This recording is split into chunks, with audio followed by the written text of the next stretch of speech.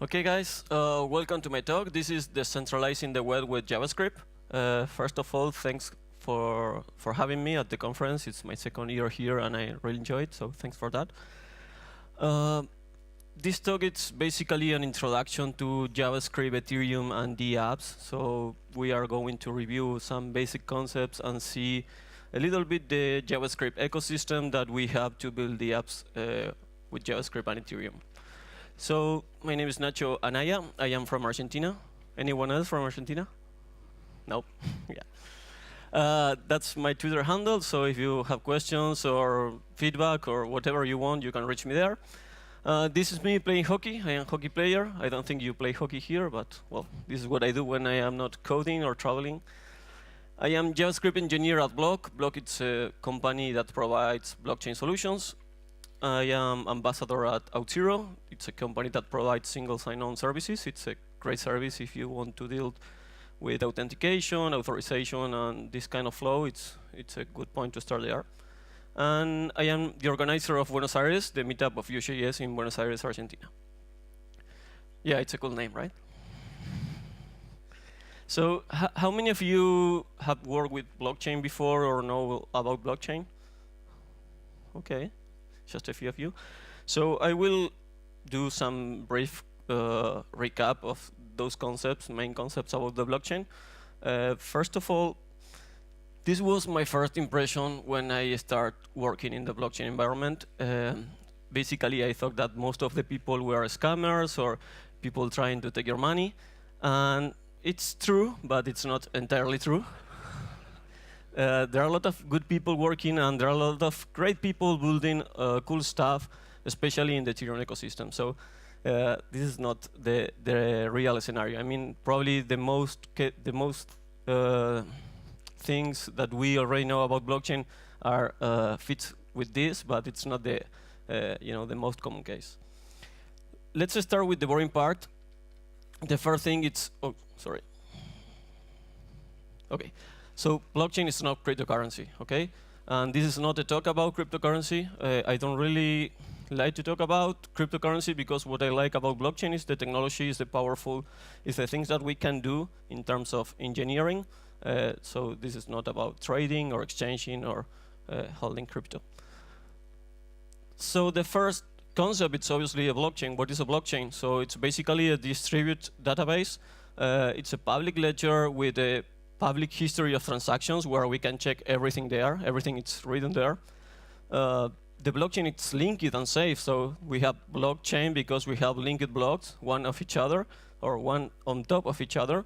And it's like an append-only system, like CSS, right? We don't remove lines from CSS. We just put new lines. Well, so it's basically the same. We can't change existing data, so we add new blocks with new data to mutate the state of the blockchain. It's a peer-to-peer network, so we have equality between peers, and we can call each peer a node. So peer, node, clients are basically the same concept. And some of those nodes are minor, some of those are not. So a node could be a minor, but it's not a mandatory request. Something important is basically hash or hashing algorithms are the backbone of the blockchain. Everything that we put there, it's a hash. So a block, it's hashed, and all the transaction and information in a block, it's hashed. So everything, or the backbone of the blockchain, it's a hashing algorithm.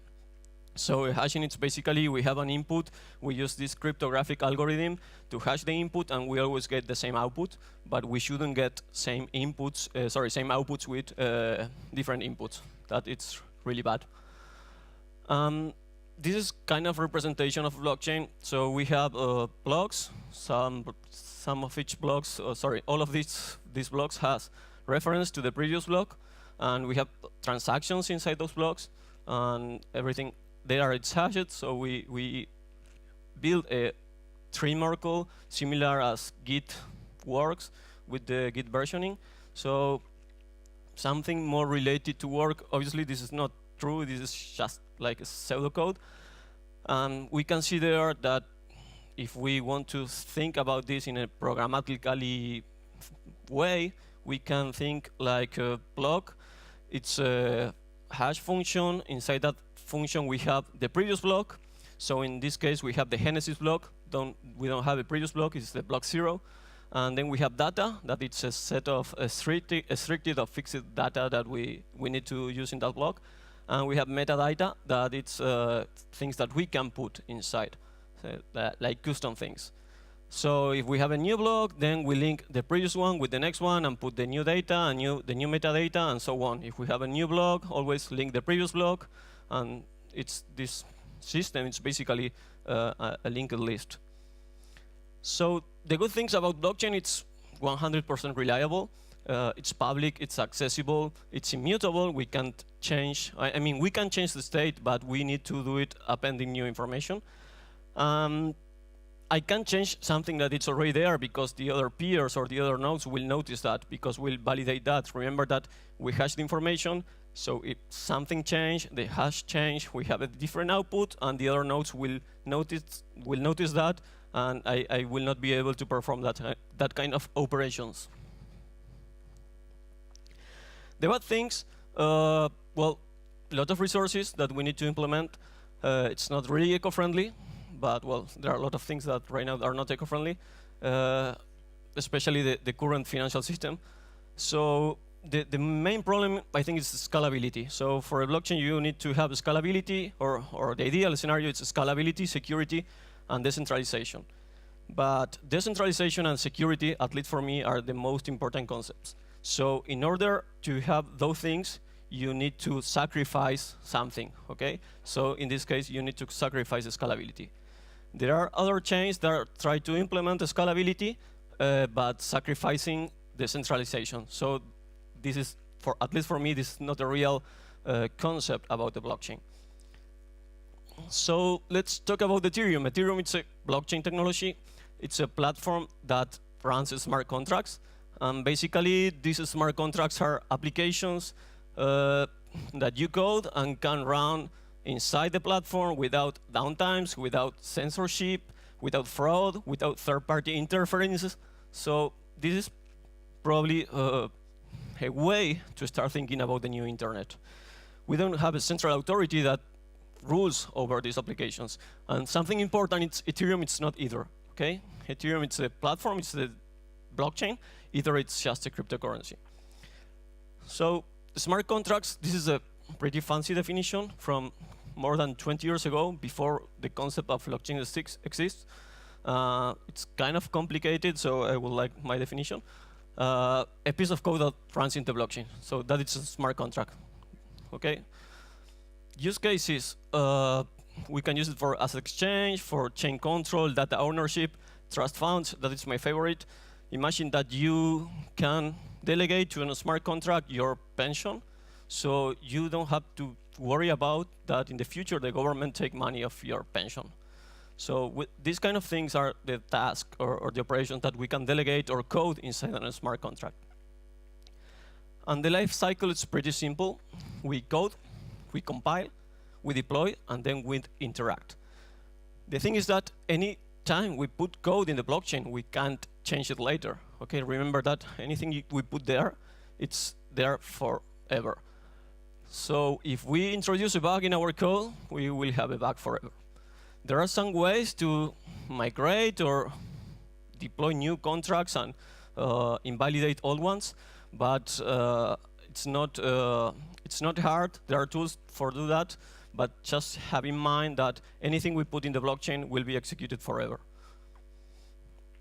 So we have these concepts of key and addresses. Basically, a key, it's a way to identify users. We have public keys, private keys. If you lose your private keys, you lose your Ether, your everything. So keep your private things private. We have addresses, and the addresses are a way to identify users and smart contracts. So each user in the blockchain, each smart contract in the blockchain has an address, so we can interact with contracts with people through this address. It's a hexadecimal code, so it's pretty easy to use, and it's safe to share between parties. So we have transactions. Transactions are like write operations that we perform. So if we need to exchange data, save data, or whatever, we need to send a transaction and sign that transaction with the private key. And we have the Ether. So the Ether is the digital currency, and it's important, but it's just a mean. It's not the end of the platform. Okay? We need Ether because we need to encourage people to use the blockchain. We need to pay for miners, for people that are verifying blocks, the resources, the electricity, whatever. So Ether, it's just a way to make this solution or this technology available and usable for the people and affordable for the people. So basically, the Ether is what we use to pay for the usage of the blockchain. And we have this concept of gas. So basically, gas, it's like the petrol inside the net.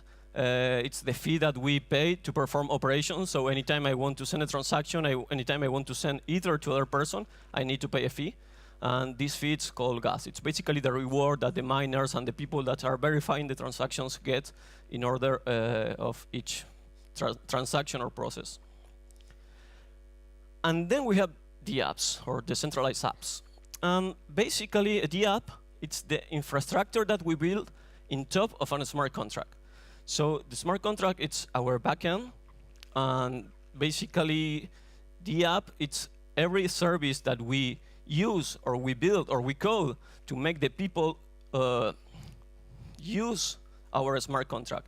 Without the app or without this infrastructure, my grandmother or not technical users could use the blockchain, could not interact with the smart contract.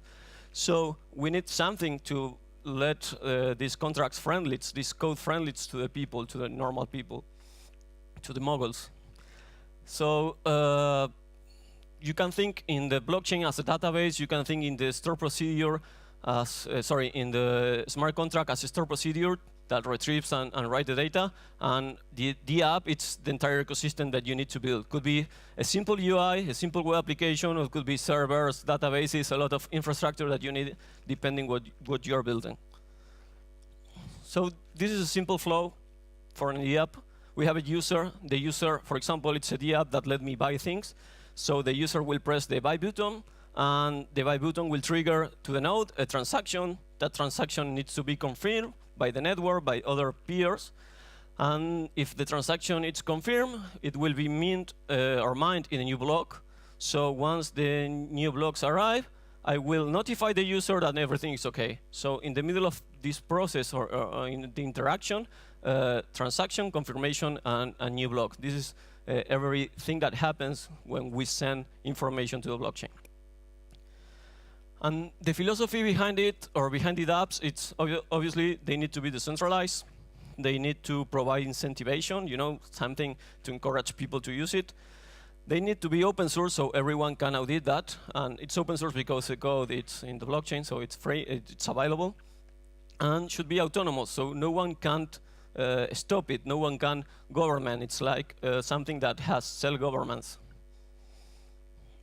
Some cool projects using or based on the apps are Aragon, IPFS. It's one of my favorites. It's like a Google Drive in the blockchain. You have Decentralizing. It's like a virtual reality platform. You have Bankfish. It's kind of crazy thing where you buy fish and it's like gambling, where you wait that your fish don't be eaten by a shark. So if your fish don't be eaten, you get money. But there are some crazy things and crazy things, but really useful things behind this technology. And why we need the apps, or why we think about the apps? Well, I think this is a really good quote about Tim Berners-Lee. People want to have a web they can trust. People want apps that help them do what they want without spying them. Okay? So basically, the internet became the internet of data. But the thing is that we as users don't belong that data. Okay? That data is from the companies, from Facebook, Google, the big companies. And we lose the control of what we have in the internet, of what we have in terms of privacy. So this is like the key of the Web 3.0.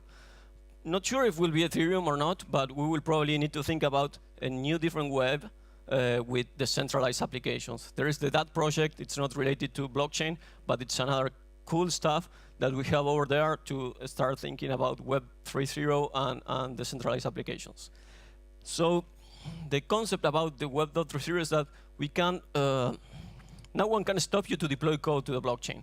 And no one can stop you to execute that code that is in the blockchain. Okay, there is no censorship, there is no rules, or basically there are rules, but those rules cannot be changed in the future. So let's go to the funny part.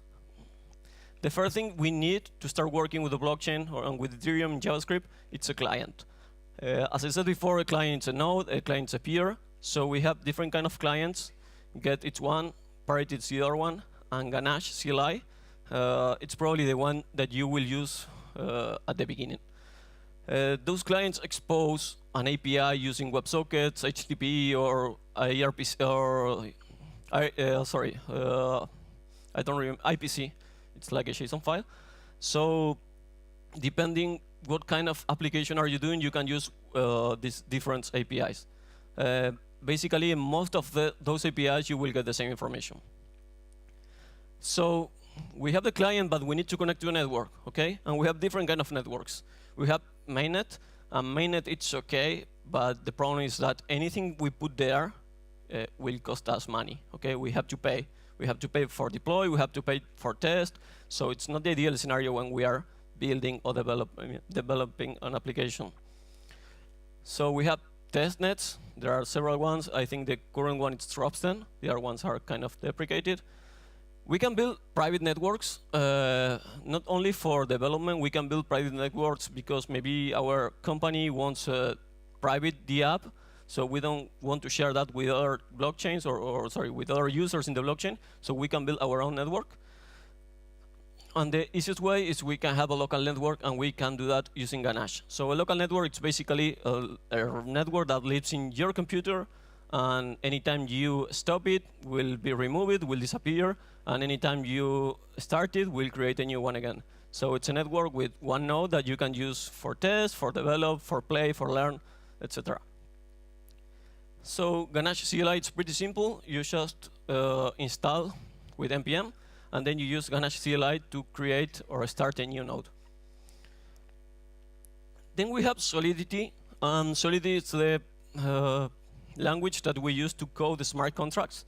So the crazy thing about the smart contracts, it's the only thing that we don't use JavaScript, or where we can't use JavaScript, is in the smart contract. So everything else, you know, the entire ecosystem, test, deployment, and apps in general, we can use JavaScript. But Solidity, it's based on JavaScript. It's pretty simple. It's basically a code that compiles and runs in the Ethereum virtual machine. That it's the core of Ethereum that let us use smart contracts and run code on the blockchain. Basically, it's pretty similar to a class. It has methods, properties, and events that you can expose to the blockchain. So then, using a JavaScript library, you can retrieve the contract and start interacting with the different methods, properties, depending what you're creating. Then we have Truffle. Truffle, it's your best friend, basically, to start working with it. It's the tools that let you create new projects, test those projects, compile the projects, and deploy those projects to the blockchain. It's pretty easy to use. It's just a few commands. Even it's the tool that lets you fix possible issues in the contracts, deploying new versions and deprecating the old ones. Then we have Web3. Web3, it's in the JavaScript library. It's basically the middleware between your app and your blockchain or your node. And it's pretty easy to use. Right now, it's more stable. It used to be painful, really painful. But right now, it's a more secure environment, more friendly. Basically, you set the provider in Web3. The provider is the connection with the node. And depending which kind of connection or which kind of node could change. But I am using HTTP provider. It's the default one. And you just create a new Web3 instance. So with Web3, you can interact with contracts. You can get balances, interact with addresses or with accounts. Basically, you can do everything. Then we have Truffle Contracts. It's not a needed tool because you can do the same with Web3. But I think it's more friendly to do with Truffle Contracts. It's basically a mapper between your contract in the blockchain and your JavaScript object. So it's the same thing. It uses Web3 internally. You create the Web3 instance. You set the provider. And then you use this ABI that it's a JSON file. So anytime you compile a contract, you will get a JSON file. And you can use this JSON file in your DApp to map the contract in the blockchain with your code. So it's basically a JSON file that provides the interface, the methods, and everything that your contract has. That's it. You create a contract, you set the provider, and then you're able to use that contract with the provider. And the last thing we have is MetaMask. MetaMask is a browser extension. It's pretty cool. And especially if you are working with web applications, it's the tool that you want to use in order to make your apps interact with the node. So basically, MetaMask lets you interact with nodes without having a personal node in each computer, and without handling the private user information, because everything happens inside MetaMask. It's probably, yeah, there are other tools. There are even like implementations or similar implementations for mobile devices. But anytime you will be working with Ethereum and JavaScript in the web, you're probably going to use MetaMask. The good thing about all these tools that I mentioned before is that can be used in Node.js, for example. So it's not only a way to build web applications. You can use it to build Node applications or any kind of JavaScript applications. So let's do a brief demo.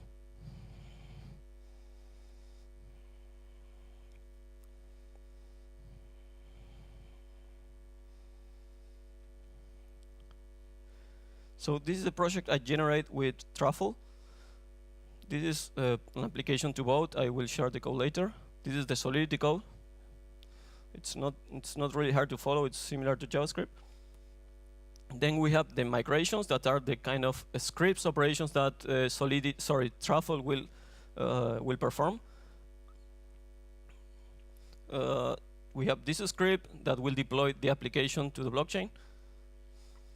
So everything I have here, I created using Truffle init. Okay, this is the basic structure you have. Anytime you run Truffle init, you will get this basic structure. You just need to create your contract to add your initial migration script, and that's it.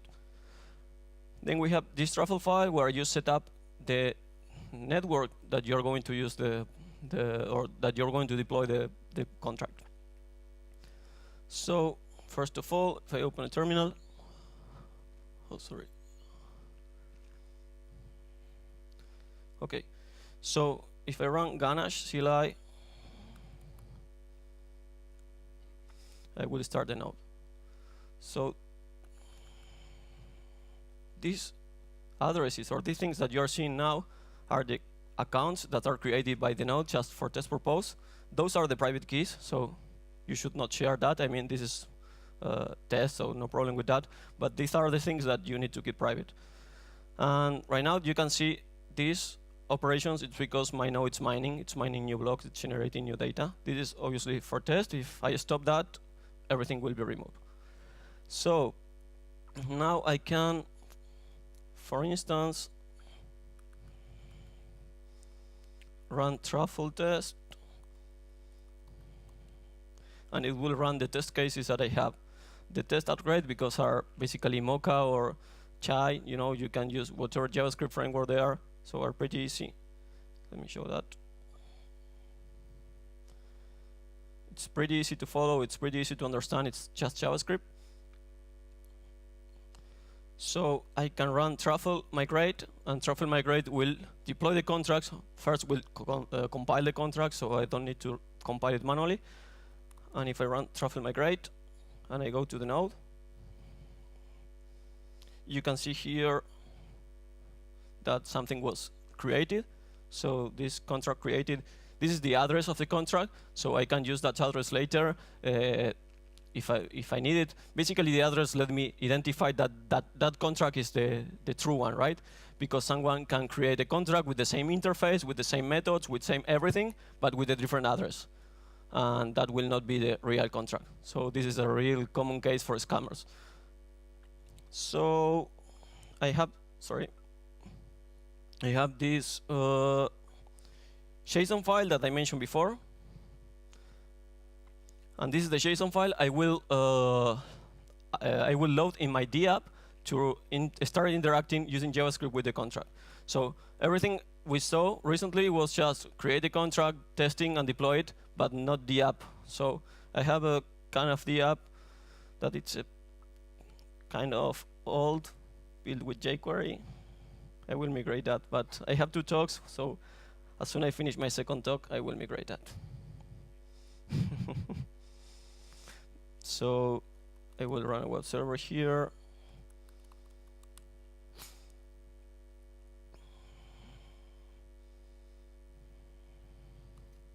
Okay, so the first thing I need to do now is this is a voting system where I can submit proposals and then I can vote for those proposals. Of course, the idea is that I can't vote twice for a proposal. So this is MetaMask. I need to put in MetaMask one of these accounts I create here. So I can just copy this private key, go to MetaMask, create a new account, no, import account, and then paste the private key here. Okay. So now, well, seems that it's not, does not have money, but I should be able at least to perform a new proposal. So this is the interaction I have. Okay, I submit something in background. I did something to the. I run an operation through the contract, or technically to Truffle and Web3, and they interact with the node. And this is the response I get from MetaMask. MetaMask will take care of the signing of the transaction because it's something with private data.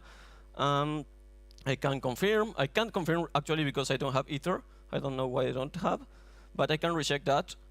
And when I reject that, you can see here in my terminal that I have an error. TX signature denied. So I will try to run it again to see if I have money now.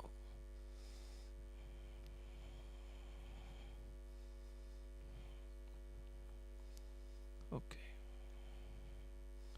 I will try with the other address.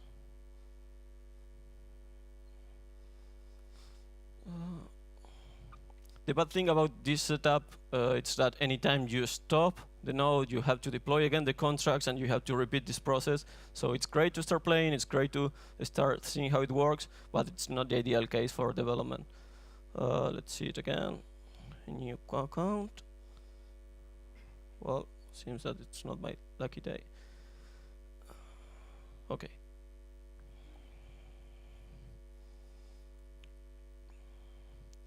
Well, this is the bad thing. Without money, you can't do anything here. It's like the real world, actually.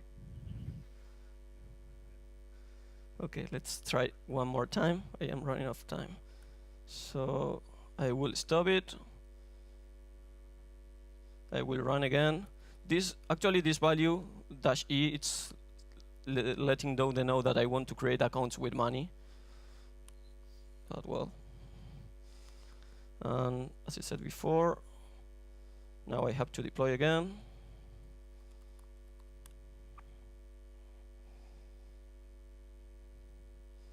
So the deploy was success. You can see here. I have the contract address there. Let's try again. So another important thing in MetaMask is here you can set which kind of network that you want to use, mainnet, Ropsten, the ones that I mentioned before, or a private one, local in the default port. So right now I am using my own, but in production, MetaMask will use their own nodes. So the last one. Well, I am poor. I can get money. Okay, I will. Anyway, I will upload that later. I have just in case, a GIF here, trying to show how this works. So maybe.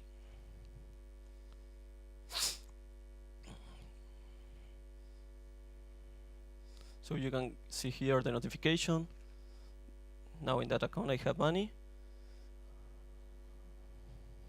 I am a millionaire.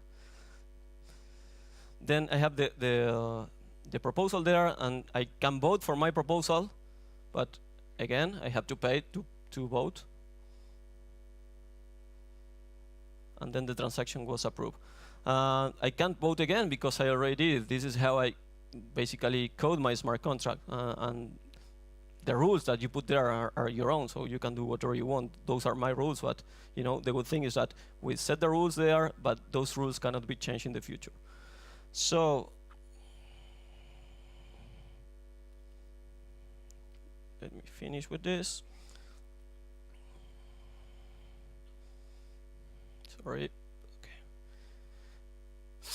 This is the best place I recommend to start playing with this. It's called cryptozombies.io. It's a learning platform that you can learn online how to create, deploy, and interact with the smart contracts using JavaScript. And basically, to take away, what I think is that Ethereum is a great solution for the apps. It's probably not the only one. I am not sure if it will be the future or not. I think it's a good point or a good point of entry because there are a lot of developers using it. It has a lot of adoption and it's working.